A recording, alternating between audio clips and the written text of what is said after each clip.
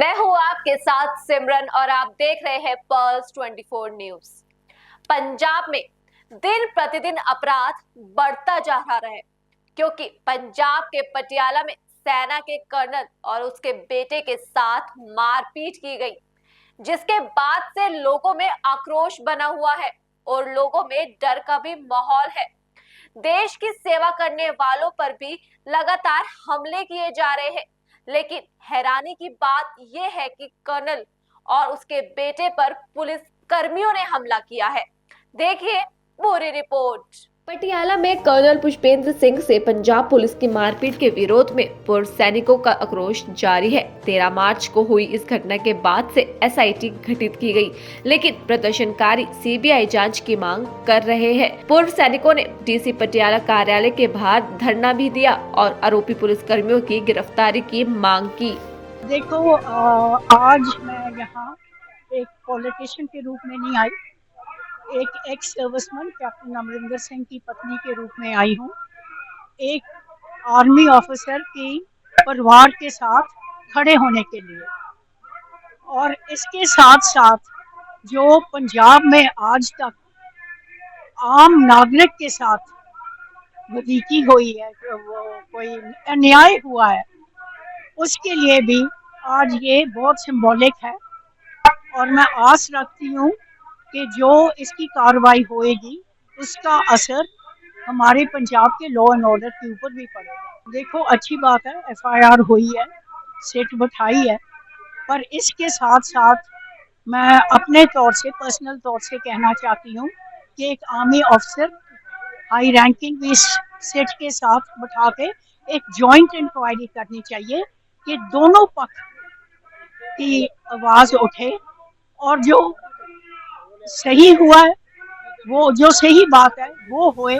दरअसल पुलिस और सेना के कर्नल के बीच हुए इस विवाद की शुरुआत पटियाला के एक ढाबे से हुई थी। आरोप है कि कर्नल पुष्पेंद्र सिंह और उनके बेटे की कार पार्किंग को लेकर 12 पुलिस कर्मियों के साथ विवाद हो गया था। कर्नल के परिवार का कहना है कि पुलिस कर्मियों ने उनके साथ दुर्व्यवहार किया और उनके बेटे को बुरी तरह से पीटा।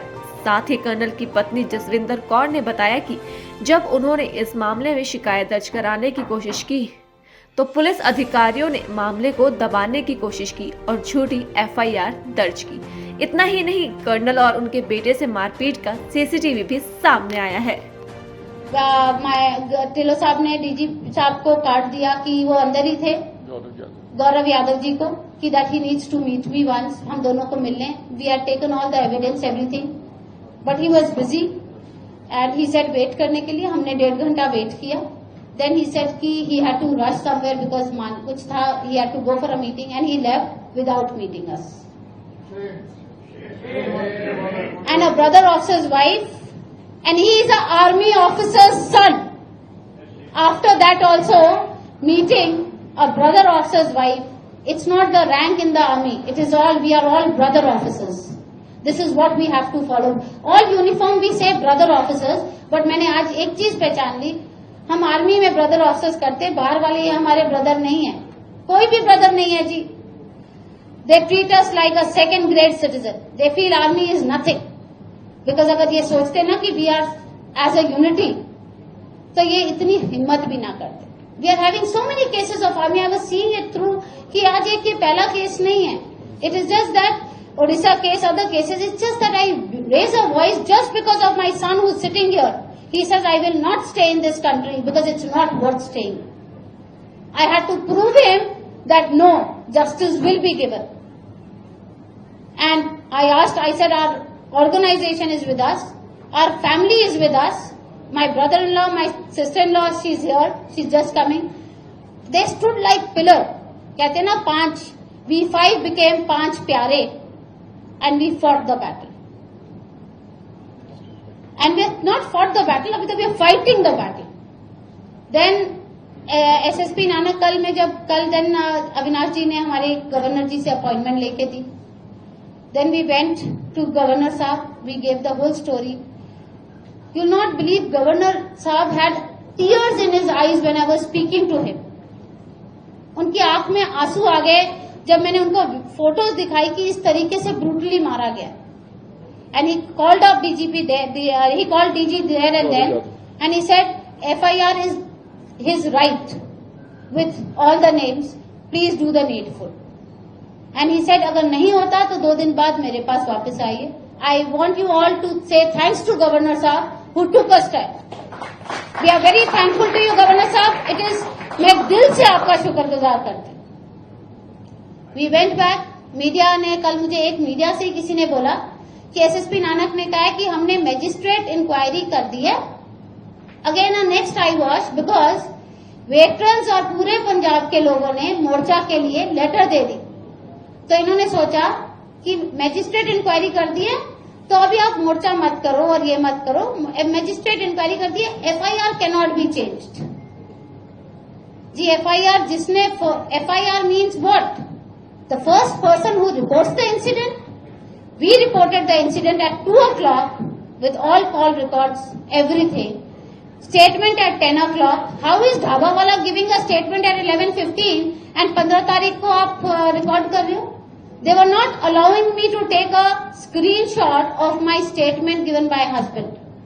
That also my lawyer said you have all the right to take a statement, and then I took a statement. Absolutely right, whoever is saying. After that, when I came out yesterday, the media told me कि SSP साहब कह रहे हैं कि उनको बोलिए मुझे आके मिले, बात तो करें, क्या प्रॉब्लम है, आपने point they. I'll show you. Open up SP Nanak. I had sent him a message of all my SS Nanak. Yes, he Nanak Singh ने, मैंने उनको रिटर्न में व्हाट्सएप बोला वी डोंट. मैंने कहा मैं लेटर दे के आती. बोले लेटर नहीं, आजकल व्हाट्सएप का है, सेंड मी ऑन व्हाट्सएप. मैंने उनको व्हाट्सएप में पूरी अपनी प्रॉब्लम बताई और लिखी कि ये सारे 12 नाम डाले जाएं और शमिंदर का नाम क्यों नहीं डाला. He still did not. कोई सुनवाई नहीं की.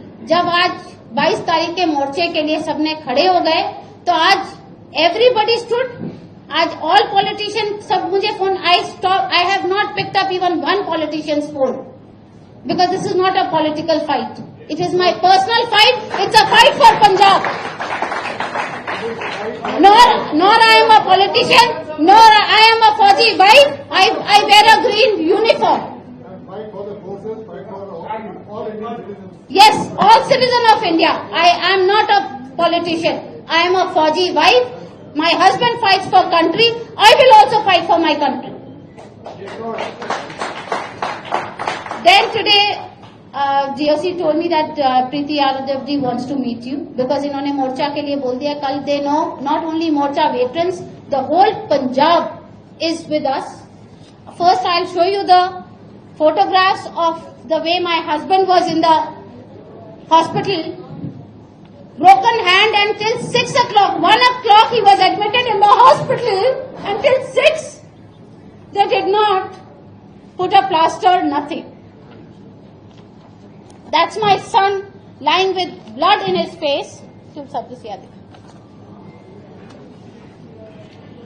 I want you to see all photographs. With batons they have beaten my son. If you will see videos, if I am going to send all the evidence videos also, you will cry. This is afterwards, and after this plaster, doing this plaster, evening 6 o'clock, they again cut his plasters.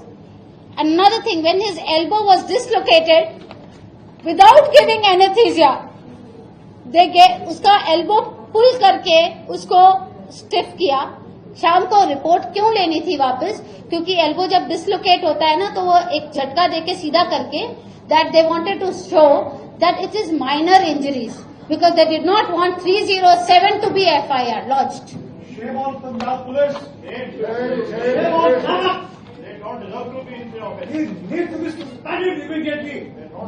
I want to show you when the Dhaba wala gave a statement. When SSP Nanak, they gave a statement that they were drunk.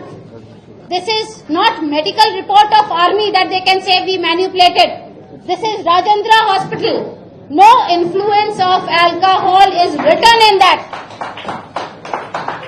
In both the statements.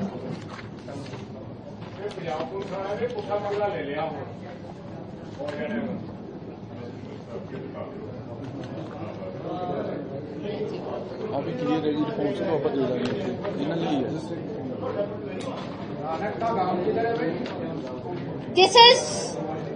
This is the army report which was later. They cannot say we have not under influence of alcohol. This was written by Rajendra Hospital, which is a government hospital, and thankfully 1:34 a.m. in the morning, when the incident happened at about 12:27, 12:28. This is 12:45 after that. And now tell me, SSP Nanak, जो आपने जिस बंदे को खड़ा किया था, वही बंदे ने मुझे बताया था ये आपके 4 जवान हैं, 4 जवान वही थे, और उन्होंने ही मुझे एक वीडियो दिखाई। And this thing also was told to me by their police inspectors.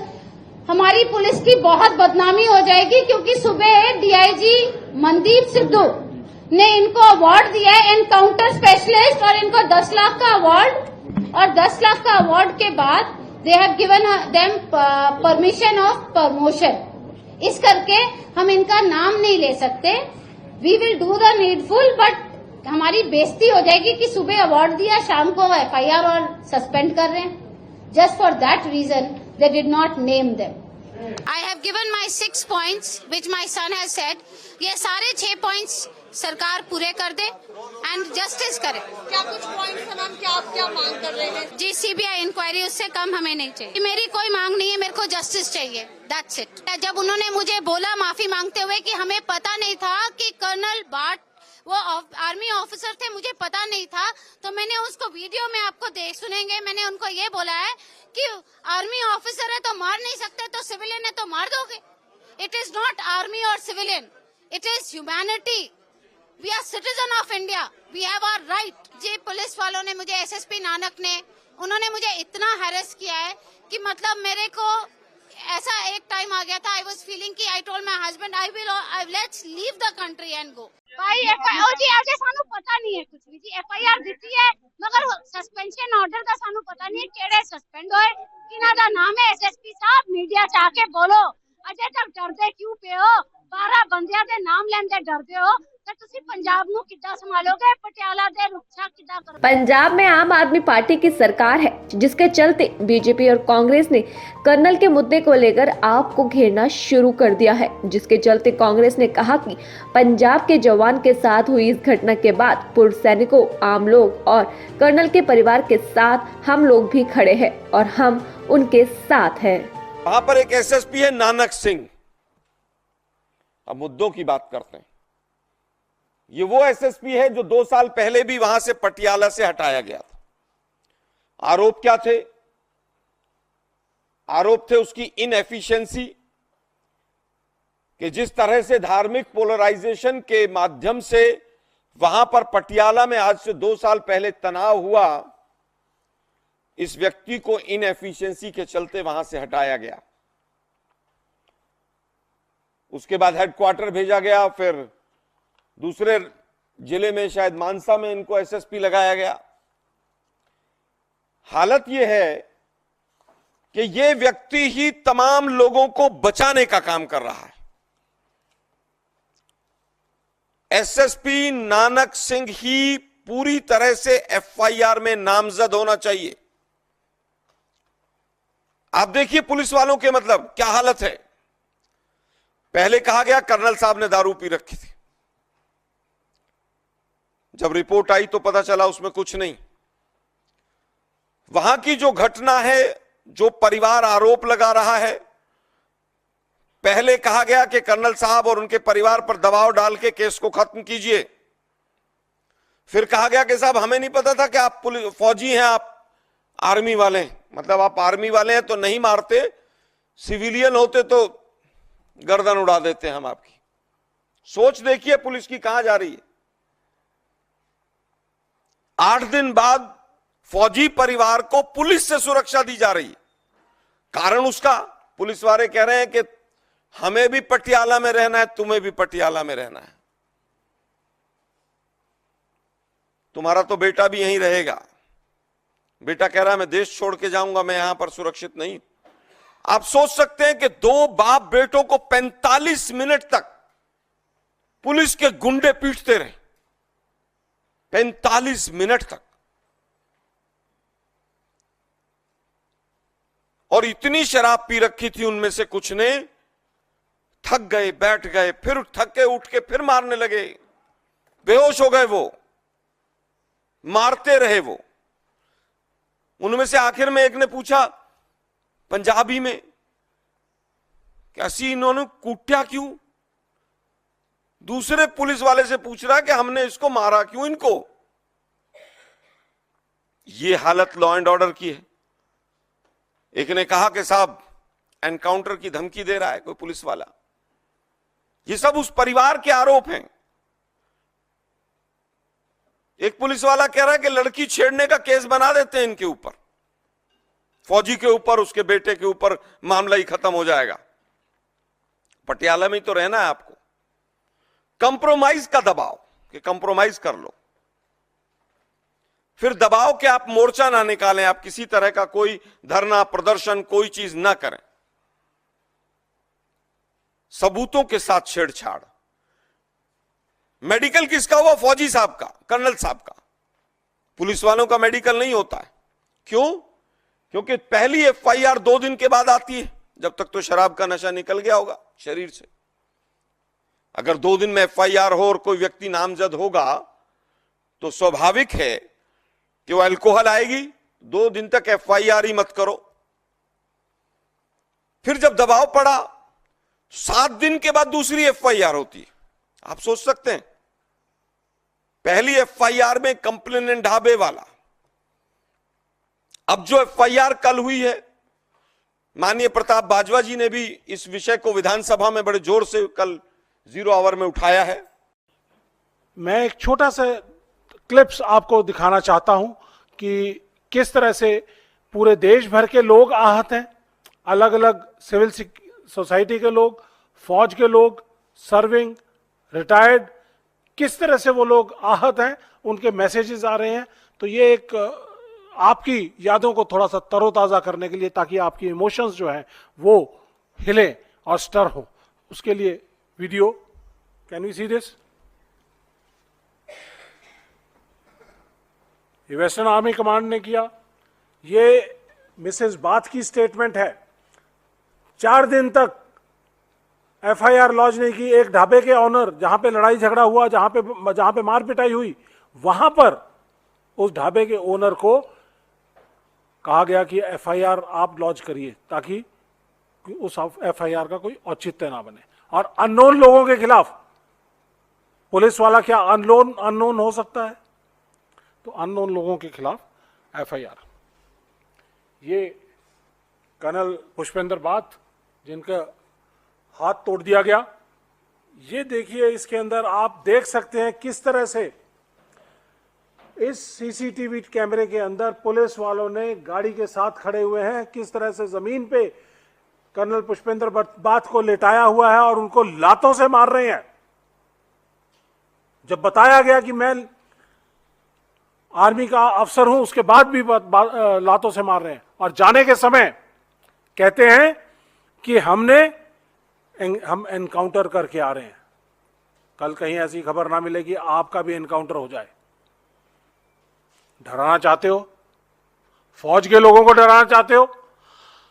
फौजी आदमी जो 140 करोड़ भारतीयों का विश्वास लेकर, उनकी दुआएं लेकर सरहदों के ऊपर लड़ाई लड़ता है, सरहदों की रक्षा करता है, वो सिर्फ संविधान के लिए, तिरंगे की रक्षा करने के लिए वहां पर खड़ा होता है और अपनी जान देने के लिए भी तैयार रहता है। क्या उसको पंजाब पुलिस के ये 10-12 इंस्पेक्टर या जवान ये डरा सकते हैं? ये खाकी के गुंडे, 12 गुंडे, मैं पुलिस वालों के लिए नहीं बोलना चाहूंगा, लेकिन ये जो 12 लोग हैं, इनके लिए खास कहना चाहूंगा कि जिस तरह का गुंडागर्दी का मातम, गुंडागर्दी का जिस तरह का हालात उन्होंने वहां पर पैदा किए, उनसे फौज का कोई भी आदमी ना तो डरा है ना डरेगा। हम संविधान के साथ बंधे हुए हैं। हम अपनी जो हमारी फंडामेंटल राइट्स हैं वो कर्ब की गई हैं। हम किसी पॉलिटिकल एरियाज के अंदर नहीं जा सकते हैं। हम अपनी बातों को किसी प्लेटफॉर्म के ऊपर नहीं रख सकते हैं। आर्मी एक्ट, आर्मी रूल्स हमें इजाजत नहीं देते। लेकिन पूरा का पूरा देश, 140 करोड़ लोग और हमारे एक्स सर्विसमैन ऑर्गेनाइजेशंस, वो सब लोग सामने आए। 142 ऑर्गेनाइजेशंस हैं जिन्होंने हमसे कांटेक्ट किया और कहा कि आप ये बात अपने प्लेटफॉर्म से रखिए। मिसेस बात से हमारी बात हुई, उन्होंने कहा कि आज वहां पर मोर्चा है, वहां पर पंजाब में पटियाला में डीसी को ज्ञापन दिया जा रहा है, वहां पर बहुत सारे लोग, पूर्व सैनिक लोग इकट्ठे हुए हैं, जवान और किसान।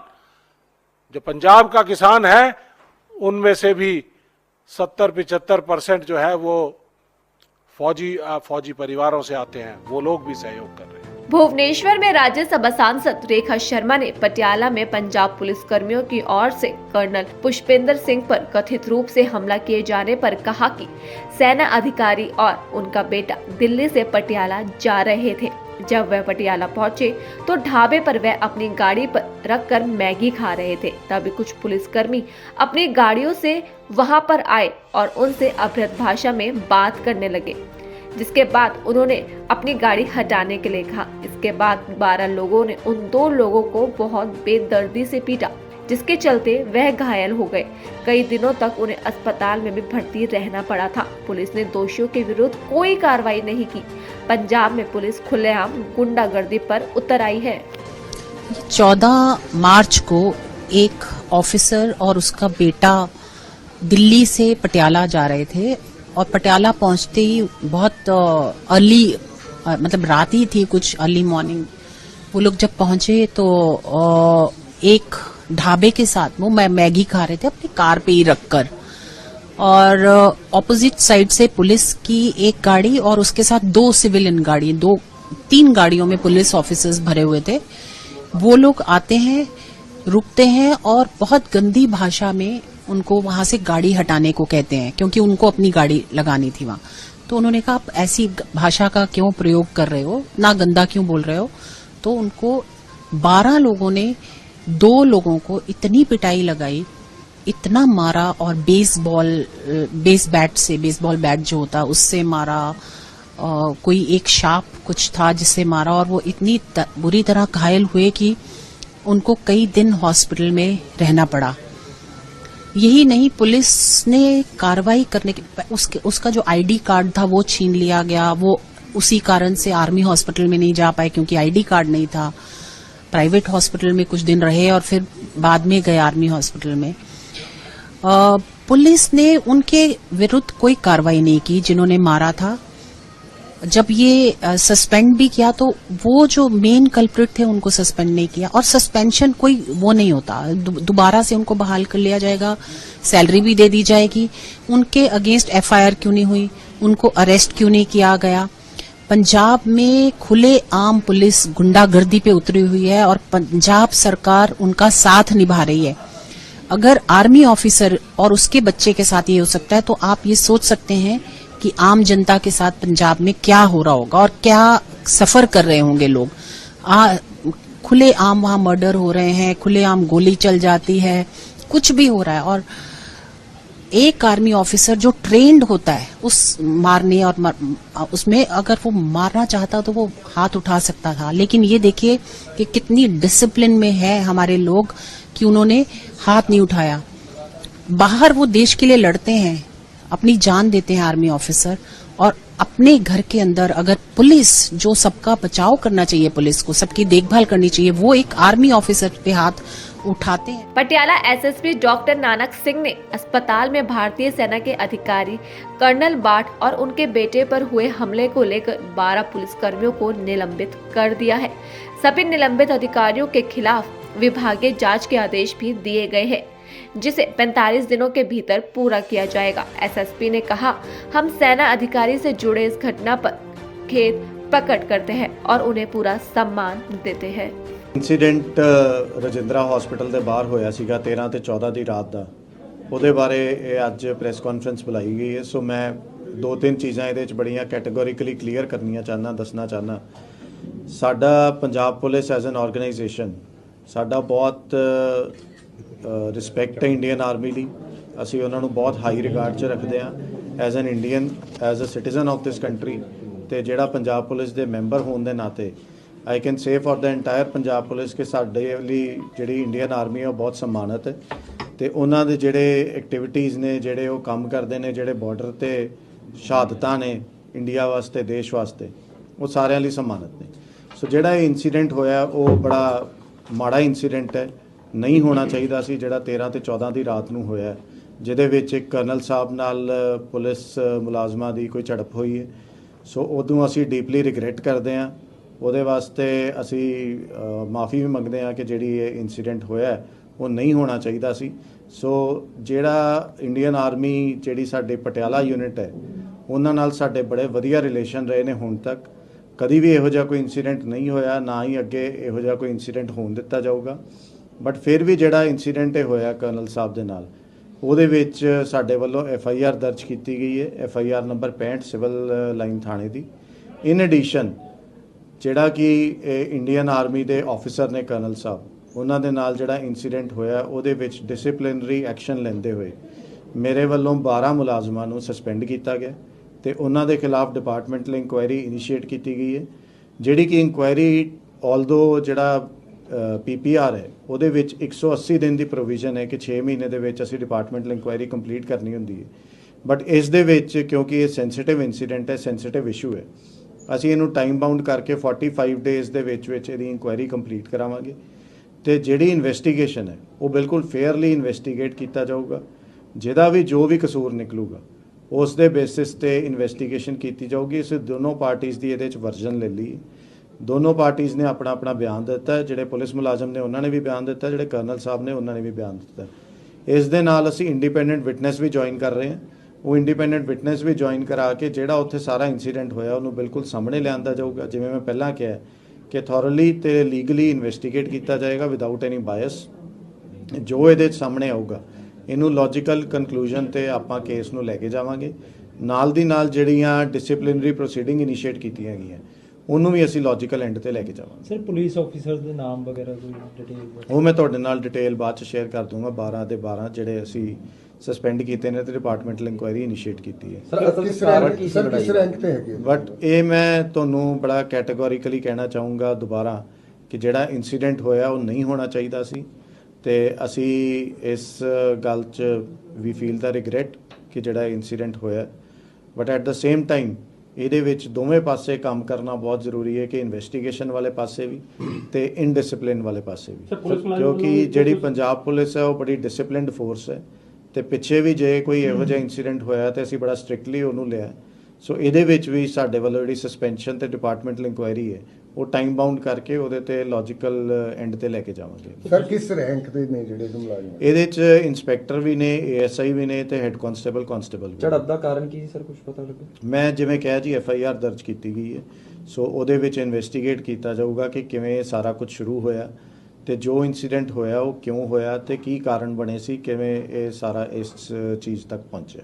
ਸਰ ਜਿਹੜਾ ਸਾਰਾ ਹੋਇਆ ਘਟਨਾਕ੍ਰਮ ਸਿਵਲ ਚ ਹੋਇਆ, ਸਿਵਲ ਵਰਦੀ ਚ ਸੀਗੇ ਇੱਕ ਆਰਮੀ ਵਾਲੇ ਜਾਂ ਇਹ 13 ਤੇ 14 ਦੀ ਰਾਤ ਨੂੰ ਜਦੋਂ ਇਨਸੀਡੈਂਟ ਹੋਇਆ ਉਦੋਂ ਜਿਹੜੇ ਕਰਨਲ ਸਾਹਿਬ ਨੇ, ਕਰਨਲ ਬਾਠ, ਉਹ ਵੀ ਸਿਵਲ ਚ ਸੀਗੇ ਤੇ ਜਿਹੜੇ ਸਾਡੇ ਪੁਲਿਸ ਮੁਲਾਜ਼ਮ ਸੀ ਉਹ ਵੀ ਸਿਵਲ ਚ ਸੀਗੇ। ਸੋ ਕੋਈ ਵੀ ਬੰਦਾ ਯੂਨੀਫਾਰਮ ਚ ਨਹੀਂ ਸੀ। ਸਰ ਪੁਲਿਸ ਦੇ ਮੁਲਾਜ਼ਮਾਂ ਨੂੰ ਵੀ ਲੱਗੀ ਸੀ ਸੱਟਾਂ ਜੀ? ਸਰ ਜਿਹੜੇ ਆਰਮੀ ਦੇ ਅਫਸਰ, ਦੇਖੋ ਜਿਹੜਾ ਸੱਟਾਂ ਲੱਗੀਆਂ ਨੇ ਉਹ ਦਾਖਲ ਹੋਏ ਸੀ, ਸਾਡੇ ਪੁਲਿਸ ਮੁਲਾਜ਼ਮ ਵੀ ਦਾਖਲ ਹੋਏ ਸੀ। ਉਹਨਾਂ ਸੱਟਾਂ ਦੇ ਬੇਸਿਸ ਤੇ ਸਾਨੂੰ MLR ਉਹਨਾਂ ਦੀ ਵੀ ਮਿਲੀ ਹੈ ਤੇ ਜਿਹੜੇ ਆਰਮੀ ਦੇ ਕਰਨਲ ਸਾਹਿਬ ਨੇ ਤੇ ਉਹਨਾਂ ਦਾ ਬੇਟਾ, ਉਹਨਾਂ ਦੀ ਵੀ MLRs ਮਿਲੀਆਂ।